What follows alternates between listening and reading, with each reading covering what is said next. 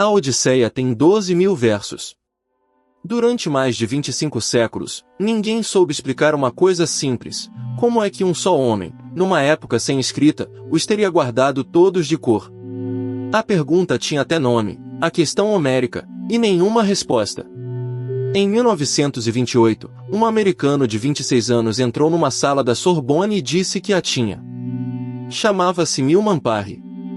Para o provar, não foi a Troia nem a Grécia.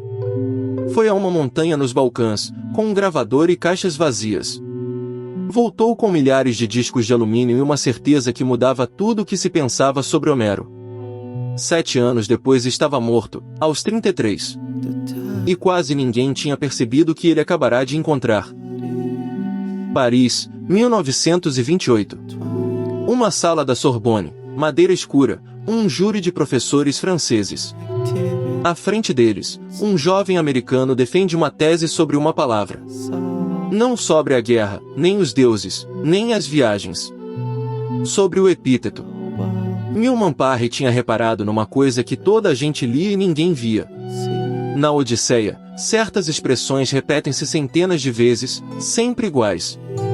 A aurora tem sempre dedos de rosa. O mar é sempre cor de vinho. Odisseu é o dos 1000 ardis. Durante séculos, isto foi lido como beleza, como estilo do poeta. Parry disse outra coisa. Aquelas fórmulas não eram enfeite. Eram ferramentas. Cada uma encaixava num lugar exato do verso, na medida certa de sílabas. Um epíteto para o princípio da linha, outro para o fim. Uma peça para cada buraco. E se eram peças, alguém as usava para construir depressa. Alguém que não tinha tempo de pensar, porque estava a compor em voz alta, à frente de um público, sem nada escrito.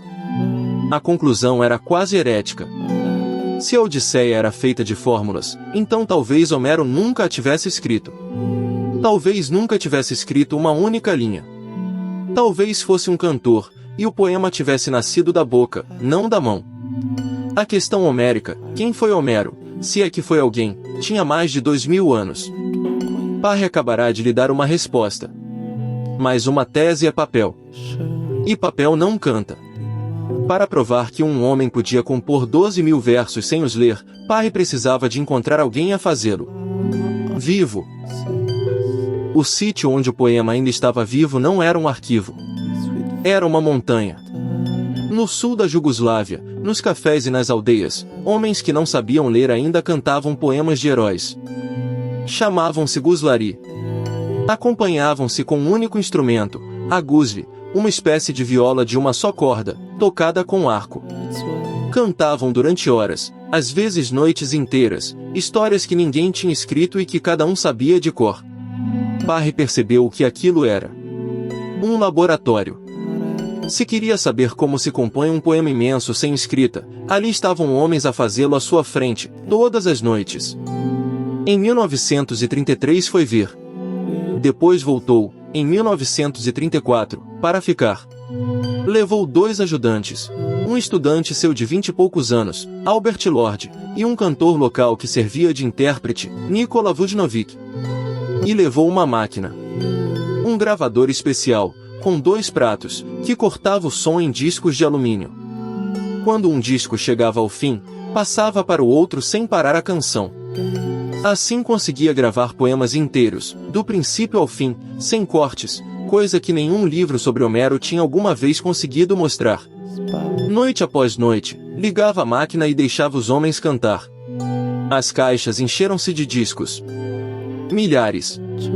Estava a registrar, pela primeira vez, o mesmo gesto que criará a Odisseia, não em teoria, mas a acontecer. E então, numa aldeia, encontrou um velho que não sabia soletrar o próprio nome. E que ia responder a pergunta de 2000 anos melhor do que qualquer livro. Aldeia de Obrov. 1935, o homem chama-se Asdo Medovi. É camponês. Já foi talhante. Tem a volta de 60 anos e nunca foi à escola. Não sabe ler. Não sabe escrever o próprio nome. Pega na guzli. Começa. E não para. Asdo canta um poema sobre um casamento e uma guerra.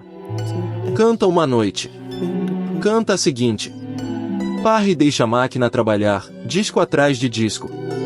Quando termina, contam os versos. São quase 12.000, quase exatamente o tamanho da Odisseia. Um homem que não sabe ler acabou de fazer, à frente deles, aquilo que os sábios diziam ser impossível sem escrita. Parry faz mais um teste. Pede que outro cantor cante uma canção que Ávido nunca ouvirá. Ávido ouve, uma vez. No dia seguinte, canta-a de volta. Mais longa. Melhor. Não a decorou. Recompô-la. Pegou nas fórmulas, nas cenas, nos moldes, e construiu tudo outra vez, ao vivo, à sua maneira. Era isto. Era exatamente isto.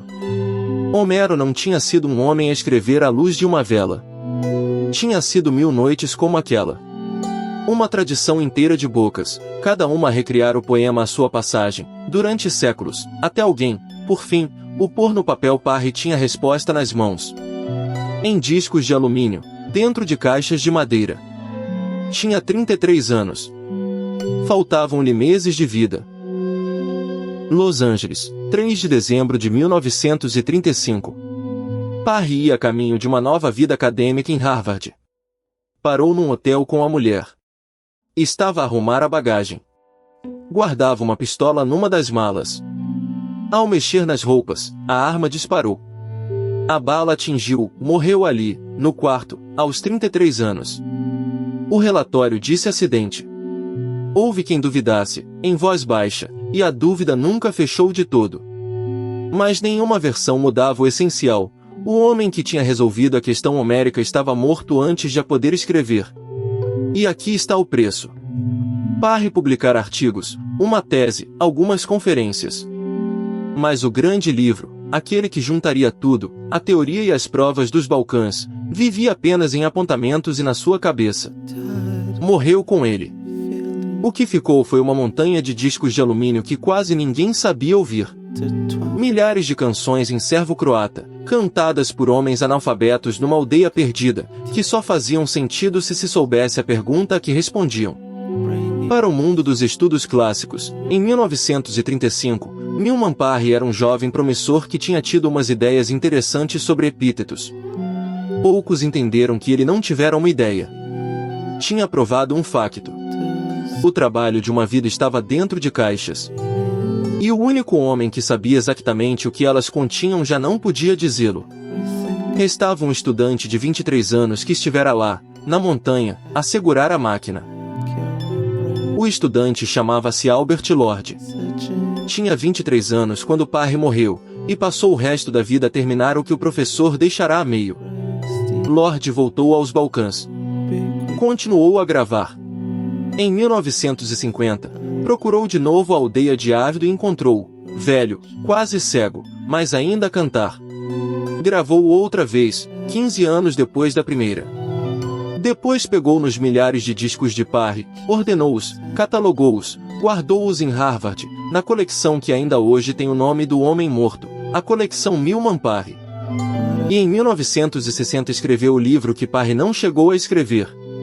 Chamou-lhe o Cantor de Histórias.